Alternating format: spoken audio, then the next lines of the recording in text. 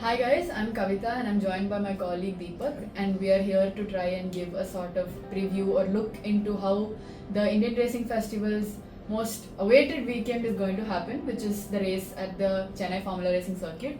So Deepak, can you tell us a little about the track from what you've seen?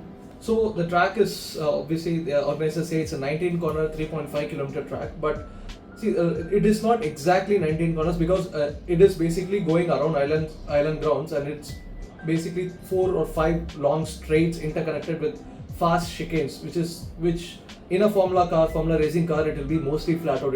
Drivers might not slow down a lot. It will be still fourth gear, third gear, fourth gear corners. So this track from what I've seen from the last couple of days, and I've spoken to a couple of engineers as well. We expect the cars to be really quick around this track, and it lap times could be about 90 seconds on approximately, but we still don't know. But this is our guess. What our guess based on what the lap times that was done in MIC. As someone who's been to a street circuit like the one in Hyderabad, how do you think this will fare? Again, it's too early because a lot of structures are being put as we speak. The pit and paddock in the complex is just getting ready. I saw the cars are being worked on. The engineers are there with their laptops, hacking away with simulations and car setups and things like that. But it's a bit early to now actually, because the only thing that's been, yes, the lights are done. I think most of the lights are done, and the grandstands are also up at certain places, but in terms of the paddock facility, those are being put in place as we speak. So it's too early to comment.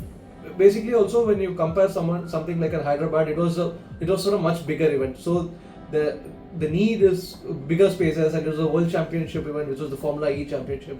And again, you have to remember it was an electric car championship. It's an electric series, so the requirement in terms of electricity facility, to charge the batteries, charge the cars, and things like that is totally different. So this is much more old school racing track.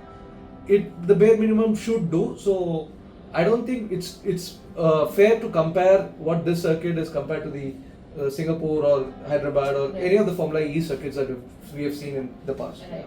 And for a street circuit to come up in a city like this, or just a city for that matter, what are some of the important things that they should have kept in mind, and do you think those are being done right now? Again, this importance that they have to keep in mind is obviously they have to plan well ahead in terms of how traffic is going to be diverted, how long the roads are going to be closed. Like, see, in Singapore, obviously the week leading up to the Grand Prix, they shut down the streets. But once the Grand Prix is done on Sunday night, even as you exit the track, after your work is done and everything, you can see the barriers being removed so that Monday morning office goers can access these roads.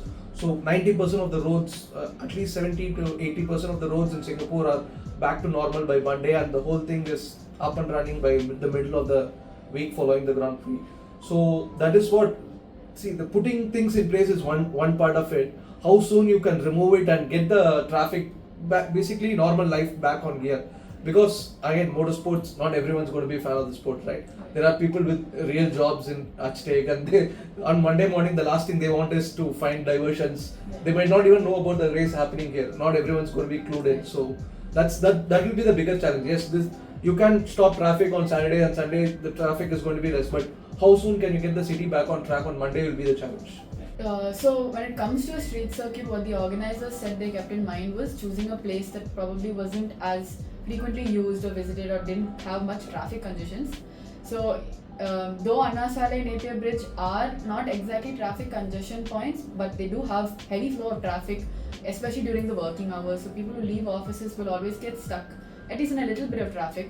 Keeping that in mind, our office is right next to Anna Sale, and we can actually see the Shivanand Sale, where the track is coming up. And so far, the last 2-3 days, we have seen that side of Anna Sale, so the road that's coming from Monroe Statue towards Anna Sale has been blocked. So the left side of the road has two-way traffic coming in, which means it's a bit of a mess and it's a bit of a cluster. But so far, from what they've said, I think it's going decently well. And considering the fact that it's near the central station, it's on the way to something big like that, your suburban railway stations, all those things I'm hoping would have been kept in mind while coming up with this circuit, because it is in the middle of a lot of things, especially like a big hospital like the Omandurar hospital right near the road. We are hoping that there won't be any obstructions for the hospital, and in case of any requirements, it'll all be smooth functioning.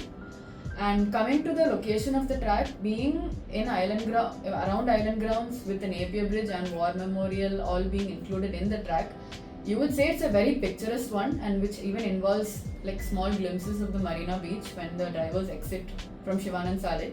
So it's a big event for, you can say, spectators here also, because you're sitting right near a lot of landscapes and a lot of nice tourist spots. And you start by the War Memorial, which is right near the up and coming pit and paddock, which has like a VIP lounge and your typical pits where the cars can come in for a stop. Your cars are worked on, which is already happening right now. And you exit the pit and you go back into the track, which is more straights than corners, is what we have understood. So we are expecting to see something like how Dipak said will be very quick, and hopefully the measures that have been kept in place are good enough to keep them safe. And in case of any collision, hopefully not, but in case of any collision, there are enough spaces for the vehicles to be retrieved and the vehicles to go back to the paddock and the races to continue as it is and not cause any problems. So when you're building a street circuit, the location, the way you choose a location is at some, even though it's a street circuit, it's a temporary facility. For the pit and the paddock, you need a place where you can erect a lot of space to work, for garages, for people to sit and work, drivers, mechanics, hospitality. You need to entertain the guests, the sponsors, everyone. So that's where that plays a huge role in which part of the city you design a track. So something like in Hyderabad also, it was a convention center near the assembly in Hyderabad. That's where the whole circuit was built around that circuit. Similarly, in Singapore, if you go, the pit and paddock building is a permanent structure that's there for the rest of the year. It's rented out for events, dinners, birthday parties, marriage, whatever. So you need a place for a proper structure which can accommodate a lot of people at the same time, working with all facilities. So that also plays a huge role in determining which area of the city that you actually design the track. It's just because it's straight circuit, you cannot design it in any way. So you need a place where you can do all these things as well.